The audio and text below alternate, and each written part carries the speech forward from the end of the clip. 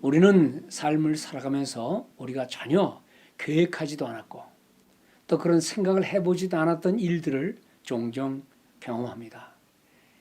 나이 드신 분들의 신자와 불신자를 막론하고 우리는 많은 생각과 계획을 하지만 우리의 일들을 가만히 보면 사람을 만나는 것이나 우리가 일하게 되는 것이나 당하는 모든 일들 앞에서 우리의 생각과 계획과는 무관한 일들이 우리의 삶에 전개되는 것을 많이 보게 됩니다.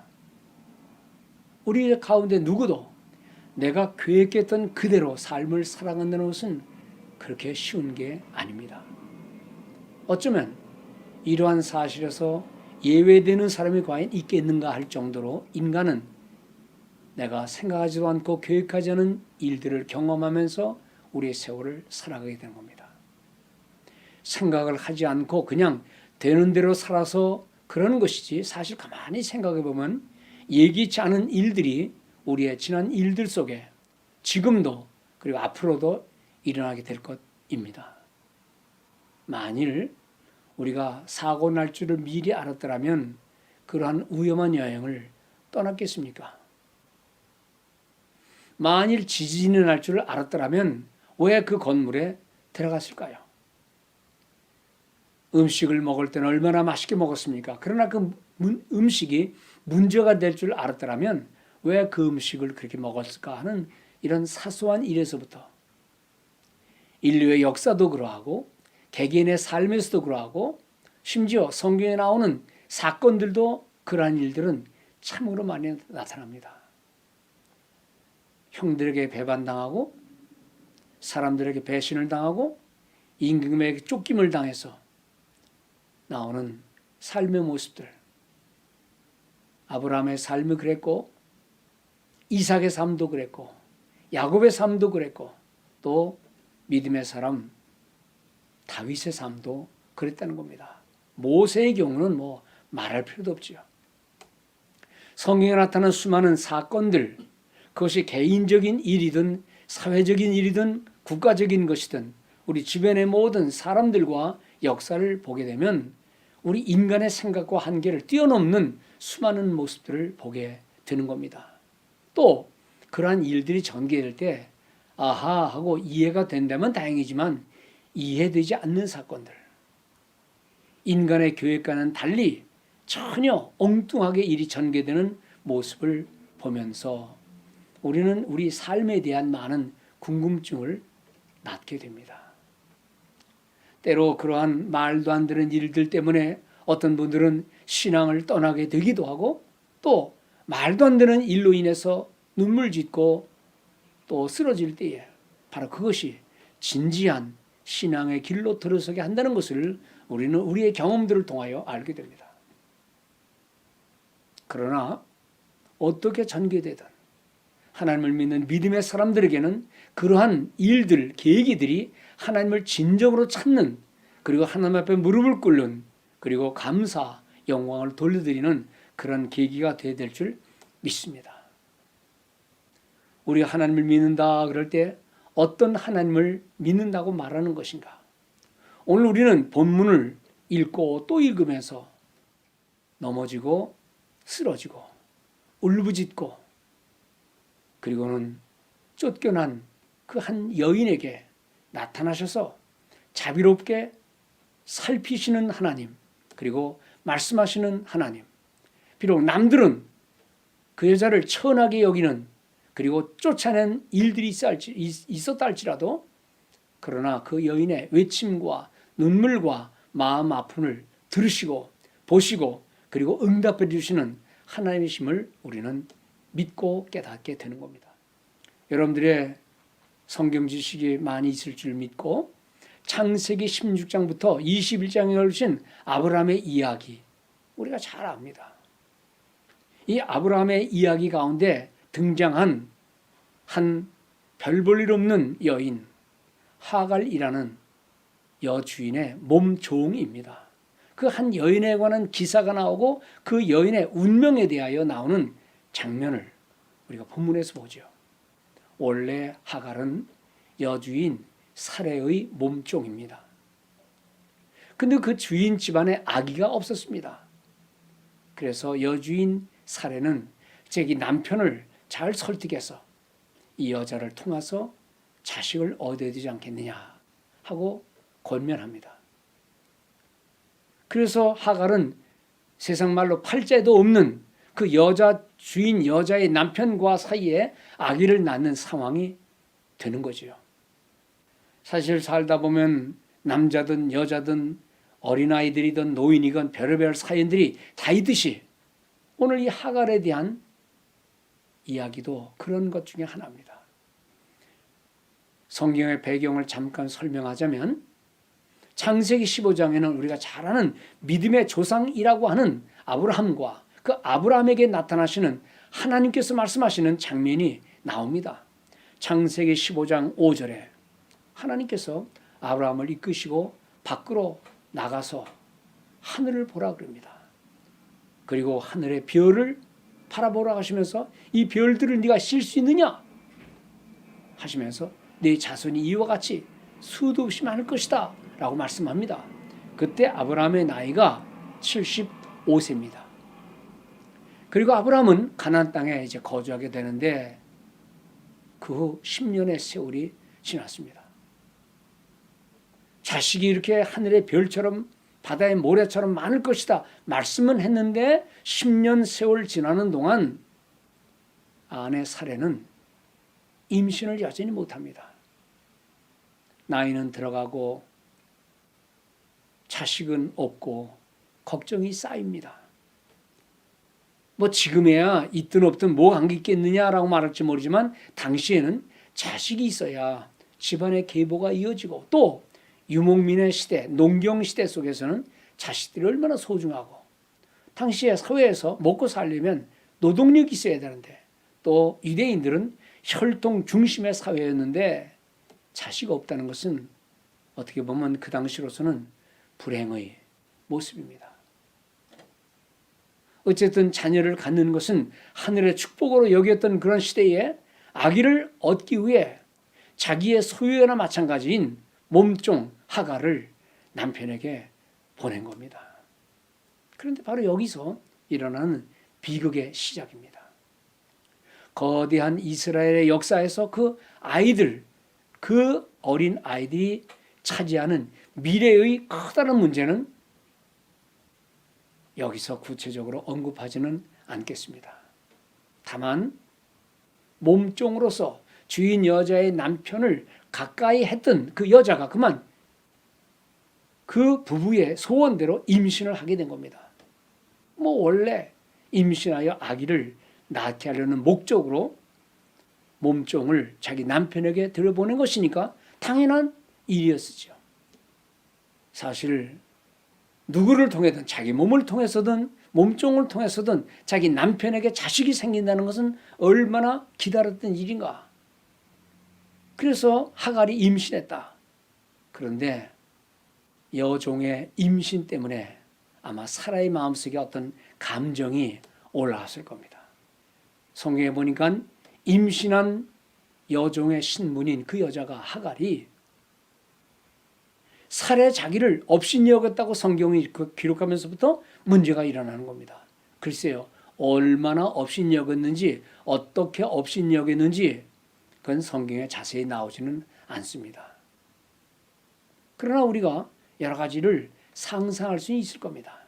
성경에 없는 내용을 우리가 함부로 상상하는 것은 옳지 않지만 글쎄요, 어쩌면 하갈이 임신하니까 자기가 마치 주인 마님이냥 허세를 부렸는지 또는 임신한 몸이기 때문에 좀 주인에게 오히려 종처럼 좀 뭘 갖다 달랬든지 뭐 시켰는지는 모르겠습니다만은 뭐 그런 정도야 예상할 수 있겠지만 어쨌든 주인 여자인 사라가 자신은 아기를 못 가진 데 반해서 하갈 여인이 그만 남편의 아기를 베었으니 뭐 좀 마음이 얼마나 상했는지요.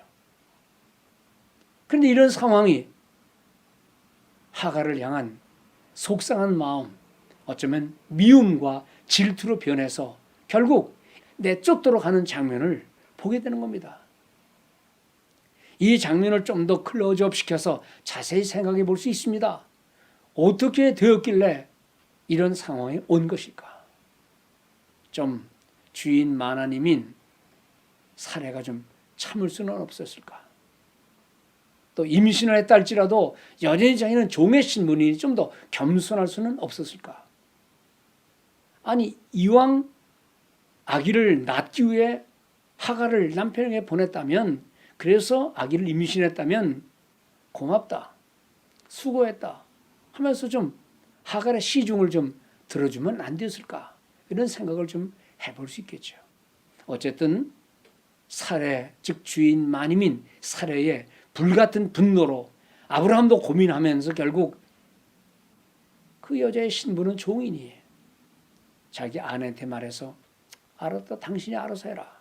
그래서 그 하갈을 내쫓아내는 모습을 봅니다. 16장 6절에 보니까 아브라함이 부인 사례에게 말합니다. 당신의 종이니 당신 마음대로 처분하시오. 지금 시대 같으면 이런 일이 있을 수 있겠습니까? 나중에 친자 소송이라도 내서 재산을 차지할 수도 있는 그런 거지만, 그러나 그 당시는 얼음도 없는 말이죠. 자기 부부가 의논해서 자기들의 뜻을 따라 아기를 낳아줄 사람을 찾는 중에 가까이서 일어난 몸종을 찾아서 남편을 통하여 아기를 임신했는데, 어쨌든 하갈이라는 여인이 임신을 하면서부터 여주인 사례의 학대가 시작되자 결국 임신을 한 몸이지만 내 쫓김을 받을 수밖에 없다, 그 말입니다. 멀리 도망을 갑니다. 그런데 도망가던 하갈의 그 비천한 그리고 절망의 순간에 16장 8절에 보면 하나님의 사자가 그 여자를 만납니다.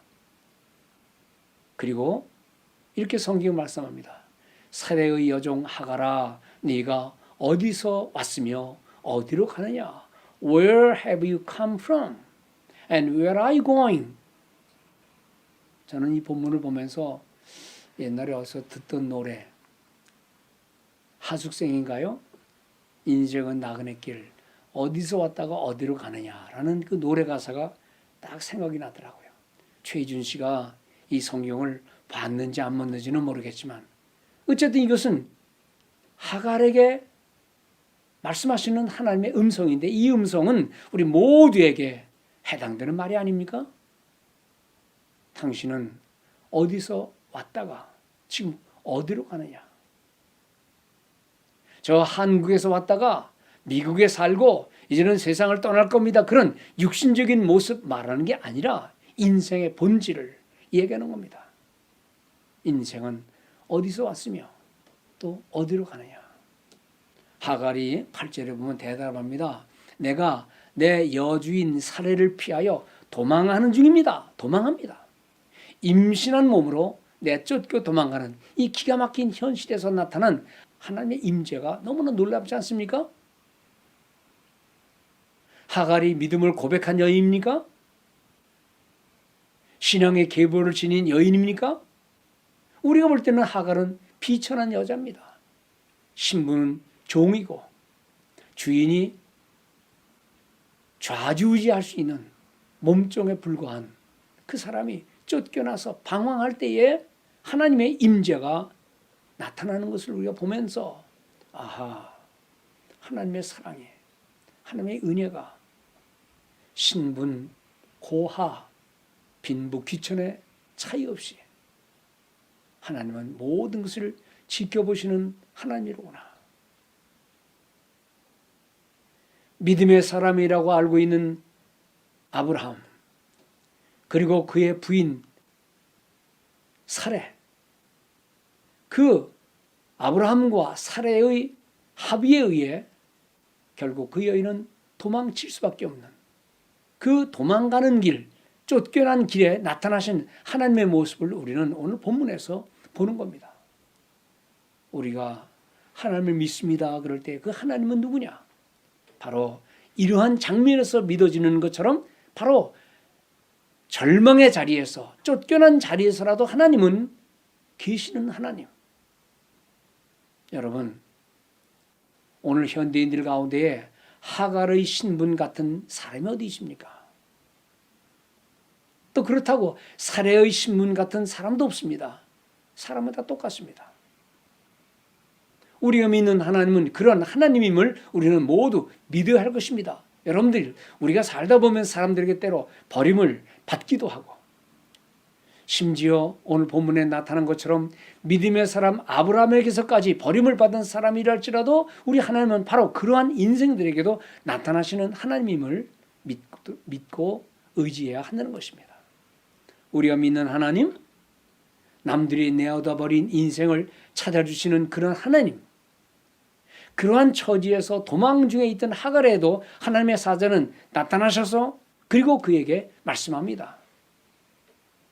16장 9절에 보면 하갈에게 말씀합니다. 내 여주인에게로 돌아가라. 그리고 그냥 돌아가만 가라라고 말씀하는 게 아니라 하갈에게도 큰 약속의 축복 말씀을 주십니다. 16장 10절을 보세요. 내가 내 씨, 즉 후손들을 크게 번성하여 그 수가 셀 수 없게 하리라. 그 정도로만 끝인 게 아닙니다. 아주 세부적인 축복을 주시는데 그 여인 하갈에게 우리 하나님께서는 사자를 통하여 말씀하는데 내가 임신하였은즉 아들을 낳으리니 그 이름을 이스마엘이라 하라. 이는 여호와께서 내 고통을 들으셨음이라. 여러분들, 별 볼 일 없고 믿음의 조상이라고는 아브라함과 살에게 쫓겨난 몸종인 여인, 비천한 여인. 그런데 그에 비해 하나님은 얼마나 자비로우신 분이신가를 우리는 알게 됩니다. 하갈은 우리가 혹시나 생각하듯 불순종의 악한 여자는 아니었을 겁니다. 아마 요즘 같으면 네 여주인에게 돌아가라 그럴 때에 학대받는 자신의 처지를 알지도 못하고 가라고 한다고 해서 나는 못 갑니다, 나는 안 가요라고 반발할 수도 있었겠지요. 그러나 하갈은 하나님의 사자가 말하는 그대로 순종했습니다. 하나님의 사자가 하는 말을 듣고 다시 돌아와 그 주인에게 복종하는 하갈의 모습을 보는 거죠. 그리고 아들 이스마엘을 낳습니다. 그때가 아브라함이 86세에 되어진 일입니다. 그 여인에게 좀 더 초점을 맞춰보면 그 하갈이라는 여인은 기구한 운명의 주인공입니다. 먼 이스라엘의 역사를 보면 역사의 분기점이 된 이스마엘로 이름 지어진 아들을 낳은 여인, 오늘 본문은 하갈에 관한 이야기로 되어 있습니다. 이제 다시 한번 하갈의 삶으로 돌아가 봅시다. 하갈이 무슨 잘못을 했나? 그저 인간에게서 나온 시기와 질투로 인해 고난의 길에 들어서서 쫓겨나서 눈물과 고통으로 죽음의 처지에 놓였던 한 여인을 향하신 하나님의 자비와 위로의 말씀, 그 하나님은 지금도 우리 곁에 계시다는 겁니다. 비록 처은하다고 생각되어진 여인, 그 하갈에게 임하신 하나님의 자비, 고통받는 한 여인의 눈물과 눈물 속에 담긴 모든 사연을 다 아시는 하나님, 이때에 하갈의 고백이 있습니다. 창세기 16장 13절 그 여인은 이렇게 고백합니다. 하나님을, 나를 살피시는 하나님, You are the God who sees me. 당신은 나를 지켜보시는 하나님이십니다 라는 고백을 그가 하는 겁니다. 나를 지켜보시고 나를 만나주시고 나에게 말씀하시는 하나님, 그 하나님이 지금도 우리 곁에 계시다는 사실을 우리는 잊어서는 안 된다는 말씀입니다. 16장 마지막 부분에 드디어 아들을 낳아서 그 이름을 하나님께서 주신 말씀 그대로 이스마엘이라고 이름을 짓습니다. 아브라함의 나이 86세에 되어진 얘기죠. 이제 그 다음 16장이 지나고 창세기 17장부터는 좀 전혀 장면이 다른 장면들이 나옵니다. 17장부터 18, 19, 20장까지는 할례에 대한 이야기가 나오고 또다시 아브라함에게 나타나서 너 아들을 줄 것이다 라는 약속을 또 합니다. 19장은 우리가 잘 아는 대로 소돔과 고모라의 멸망받는 성에 대한 이야기 나옵니다. 20장은 아브라함이 그랄 왕인 아비멜렉과 만났을 때에 자기 아내의 위기에 대해서 얘기하고 아비멜렉이 아브라함과 이야기하는 장면이 나옵니다. 그리고 21장에서 보면 다시 하갈과 그 아들 이스마엘에 대한 이야기가 이어진다는 겁니다. 드디어 이제 100세가 된 아브라함입니다. 창세기 21장이 전개되면서 드디어 아브라함의 아내인 사레가 아들을 낳습니다. 그 아들의 이름은 이삭이라고 지죠. 아들이 태어나자마자 잔치상이 벌어지게 되고 아브라함과 사라에게는 너무나 놀라운 기쁨이 다가왔습니다. 그런데 어느 날 사건이 터졌습니다. 이미 소년이 된 하갈의 아들 이스마엘이 이제 막 태어나지 얼마 안 되는 아들 이삭을 가지고 놀리는, 영어 성경에는 mocking 그랬습니다. 좀 조롱했다 그런 뜻이겠죠. 이거를 사레가 보고 나서 그 이삭의 엄마인 사레가 분노가 섞인 말로, 그래서 그 어머니가 되는 하갈과 그 아들 이스마엘을 시기와 미움 속에서 쫓아내는 장면이 나옵니다. 21장 10절에 보면 아브라함의 아내 사레가 그 남편 아브라함에게 말합니다. 이 여종과 아들을 쫓아내세요. 당장 내쫓으라 이 말입니다. 글쎄, 아들을 낳아줬더니 무슨 큰 죄를 지었다고, 또 아이들 사이에 좀 그런 일이 있었다고, 그게 얼마나 큰 죄가 되는지는 모르지만 또 쫓겨납니다. 물론 배달한 형제들이지만 형제들을 문제를 갖고 모자를 내쫓으라고 말하는 아브라함의 아내 사레의 모습을 우리가 보면서 마음이 씁쓸합니다. 그게 무슨 큰 죄가 되나.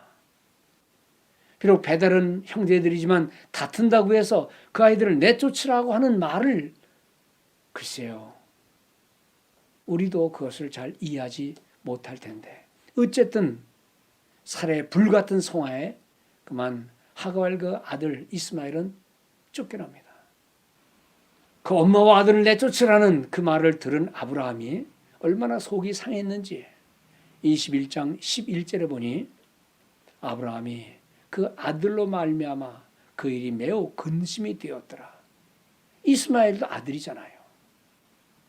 아브라함이 아내의 말에 얼마나 근심이 됐는지 물론 우리가 상상할 수 있겠죠.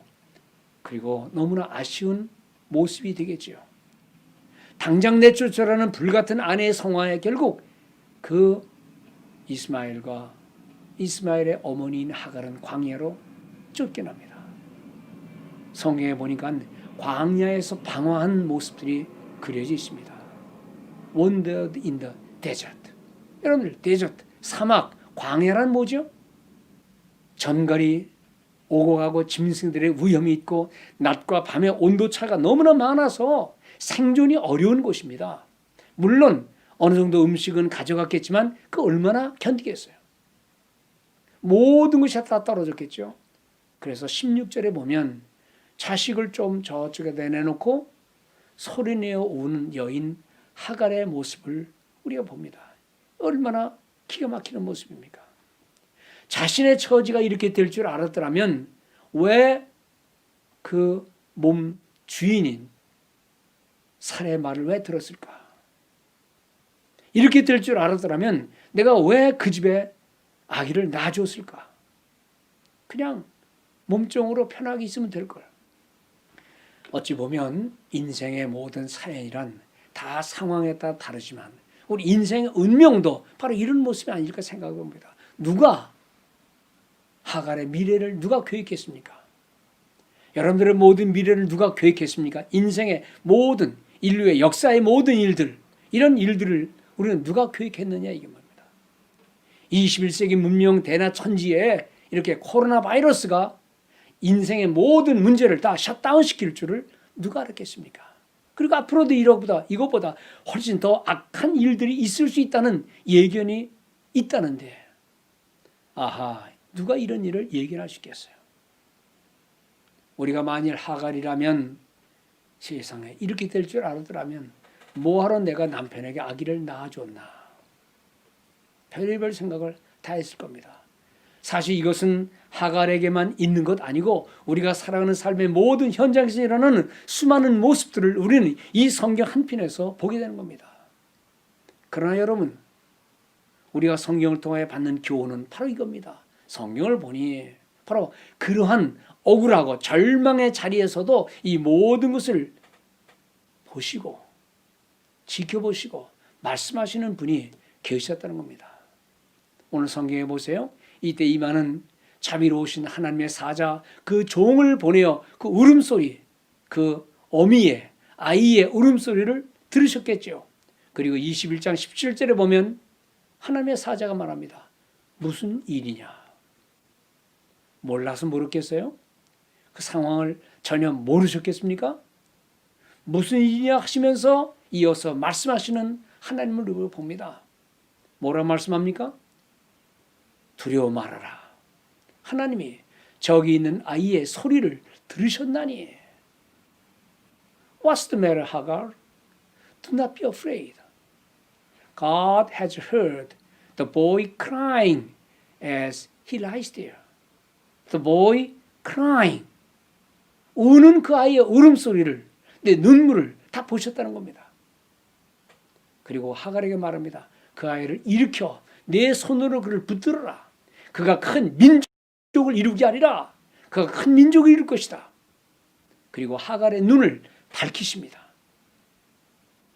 절망의 순간에는 보이지 않던 물 장소, 절망의 순간에는 캄캄해서 아무것도 보지 못했던 바로 그 자리에서 하나님이 하갈의 눈을 밝히심에 고통의 눈물을, 그 눈물을 닦아주시고 눈을 밝혀주셔서 메마른 장소에서 생명의 샘물을 보게 하시는 모습을 봅니다. 창세기 21장 19절에 나오는 말씀입니다. 하나님이 하갈의 눈을 밝히셨으므로 샘물을 보고 가서 가죽 부대에 물을 채우다가 그 아이에게 마시게 하였더라. 하하, 그 아이가 울 이유가 바로 목이 말라서, 목이 타올라가서 울고 불고 할 때에 하나님은 그 모든 사정을 아시고 하갈의 눈을 활짝 뜨게 하신 다음 물을 가죽 부대에 채워 아이에게 마시게 하면서 생명을 얻게 하신 하나님의 자비의 손길을 우리는 성경을 통해 파는 겁니다. 그리고 20절에서 21절 그 후의 모습입니다. 우리 다 같이 읽어봅시다. 하나님이 그 아이와 함께 계심에. 여러분 얼마나 놀라운 말씀입니까? 그 하나님이 그 아이와 함께 계심에 홀로 내버려둔 게 아닙니다. 그냥 혼자 알아서 사는 게 아닙니다. 아이와 함께 하심에 그가 장성하여 광야에 거주하여 활 쏘는 자가 되었더니라고 성경은 기록하고 있습니다. 물론 그 이후에 계속되는 모습을 보면 믿음에 관한 기사가 거의 없습니다. 아브라함의 신앙을 그 서자인 이스마엘이 이어받고 하나님을 향한 그런 무릎 꿇는 자세나 하나님을 경배하는 기사가 물론 없다는 사실을 우리는 그 아이의 비극적인 모습을 보기는 하지만 물론 그것은 아버지 아브라함이 없는 상태에서 한 가정에서 아름다운 신앙의 전통을 이어받지 못하는 불행의 모습을 우리가 보게 되는 것인데 물론 그것은 마음 아픈 내용입니다. 그래서 성경은 그 다음에 성경에 뭐라고 말하는 거 아니 믿음과는 무관한 한 아이의 성장의 삶이 전개되는 것을 봅니다. 저는 이 본문을 보면서 이런 상상을 해봅니다. 만일 하갈과 이스마엘이 쫓겨나지 아니하고 그 집에서 함께 이삭과 함께 신앙의 아름다운 교육을 하나님을 믿는 믿음의 계보를 이어졌다면 어떻게 됐을까 하는 생각을 그냥 해보기도 합니다. 물론 아버지 아브라함은 더 이상 하갈과 이스마엘과는 무관한 삶을 살았기에 오는 결론이 아닐까.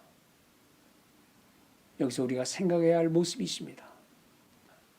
누구든지 하나님의 사랑을 받을 자격이 있다는 것은 아니지만, 비록 자기가 원해서 되는 것이 아니었던 그런 하갈의 삶, 그리고 미천한 여인의 모습이 있을지라도 우리 하나님은 그 슬픔의 눈물을 보시고 계신다는 겁니다. 슬픈 마음의 사연을 고통으로 소리낼 때에 그 모든 소리를 들으시는 하나님임을 성경은 말씀하고 있습니다. 비록 사람으로 업신여김으로 도망을 가야만 하는 신세로 전락한 그 어두운 척박한 광야로 내몰린 모습이었지만, 바로 그곳에서도 하나님은 그 소리를 들으시고 길을 인도하신 하나님이라는 사실을 우리는 깨닫게 되는 겁니다. 비록 혹독한 시련으로 울부짖는 이름 없는 한갓 여인일지라도 하나님의 자비와 손길이 임한다는 이 놀라운 은혜를 우리 모든 성도들은 잊어서는 안 될 것입니다. 인간이 어떤 형편으로든 넘어지는 고통 자리에서도 찾아오시는 하나님, 오늘날처럼 이 위기의 순간에서도, 아니 이런 위기 정도가 아니라 더 많은 심적인 고통과 절망의 모습에서도 우리와 함께 하시는 하나님, 눈물을 보시고 마음을 읽으시는, 그리고 필요한 말씀을 제시해 주는 그 하나님을 믿는 우리 모든 성도들 되시기를 바랍니다. 과연 오늘날 우리 인생들에게는 부르짖는 소리가 있습니까? 하늘을 향해 부르짖는 소리가 있느냐, 이 말씀입니다. 절박한 심정으로 우리의 허물을 인정하고 우리 인생들의 한계를 고백하면서 하나님의 자비와 그 긍휼의 손길을 구하는 우리 모든 성도들 되시기를 바랍니다. 이유와 상황은 어떠하든지 우리 모든 인생은 하나님을 의지해야만 한다는 것입니다. 시편 145편 14절에서 16절 말씀 읽어드리겠습니다. 여호와께서는 모든 넘어지는 자들을 붙드시며 비굴한 자, 여기 bow down이란 말은 엎드린 자, 그렇죠? 비굴한 자들을 일으키시는도다. 모든 사람의 눈이 주를 앙망하오니 주는 때를 따라 그들에게 먹을 것을 주십니다. 라는 말씀입니다. 이 정도가 아니겠지요. 성경에 보면 신앙의 위대한 인물들도 종종 내침을 당하고 버림을 당하고 쫓겨가는 상황이었죠. 다윗의 모습이 그랬죠. 다윗도 종종 억울하고 분할 때 하나님을 향해 자비의 기도를 드리는 모습들을 봅니다. 그것이 바로 시편 142편 2절에서 6절까지가 그 중에 한 부분이 될 것입니다. 다윗이 이렇게 말합니다. 내가 내 원통함을 그의 앞에 토로하며 내 우한을 그의 앞에 진술을 하는도다. 내 영이 내 속에서 상할 때에도 주께서 내 길을 아셨나이다. 나의 오른쪽을 살펴보소서. 나를 아는 이도 없고 나의 피난처도 없고 내 영혼을 돌보는 이도 없나이다. 여호와여, 내가 주께 부르짖어 말하기를 주는 나의 피난처시요 내가 살아있는 땅에서 나의 분길이시라 하였나이다. 나의 부르짖음을 들으소서. 나는 심히 미천하나이다. 우리가 믿는 하나님, 남들이, 세상 사람들이 나를 뭐라고 말하든지 하나님은 나를 아시는 하나님, 넘어진 자의 하나님, 배신 당하는 자의 하나님, 눈물을 흘리는 약자의 하나님, 눈물로 호소하는 연약한 자의 하나님이심을 잊어서는 안 된다는 것입니다. 우리 주님께서 이 땅에 오셨을 때도 그 가난한 땅, 척박한 땅, 그리고 함께 어울리는 사람들은 그 당시에 권세 있는 자들은 아니었습니다. 많이 배운 자들도 아니었습니다. 스스로 교만이 가득 찬 자들도 아니었습니다. 그 주님은 그런 삶을 사셨고 성경은 그것을 우리에게 말씀해 주고 있습니다. 우리가 가까이 하고자 하는 사람들이 누굽니까? 내가 어디를 향해 나가고 있습니까? 누구를 향하여 내 인생의 목표를 세우고 있습니까? 우리는 하나님의 모습을, 하나님의 본성을, 하나님의 놀라운 은혜를 알아야 할 것입니다. 배반 당하는 자의 하나님, 눈물을 흘리며 쫓긴 약자의 하나님, 눈물로 호소하는 연약한 자의 하나님을 한시도 잊어서는 안 될 것입니다. 비록 때때로 우리들이 사람들에게 배반을 당했거나 사람들에게는 소중한 취급을 받지는 못한다 할지라도, 그러나 하나님은 이러한 연약한 인생의 울부짖음과 외로움과 고독과 눈물과 고통을 결코 외면하지 않는다는 그 하나님을 믿고 의지해 나가는 성도들 되시기를 주의 이름으로 축원드립니다. 그리고 이런 것을 믿는 것에서만뿐만 아니라 혹시 우리 주변에 이렇게 어려움을 당하는, 눈물진, 괴로움을 당하는, 고통당하는 그런 사람들을 찾아가서 하나님을 소개하고 그들이 눈물 흘릴 때 그 눈물 속에 찾아오시는 하나님이심을 안내해주고, 그리고 그렇게 위로자로 살아가는 우리 모든 성도들 되시기를 바랍니다. 상담과 대화와 아름다운 교제를 통하여 하나님의 자비하심을 전하는 성도들 되시고, 이러한 하나님을 믿고 의지하며 나가는 우리 모든 복된 성도들 되시기를 우리 주 예수 그리스도의 이름으로 축원드립니다.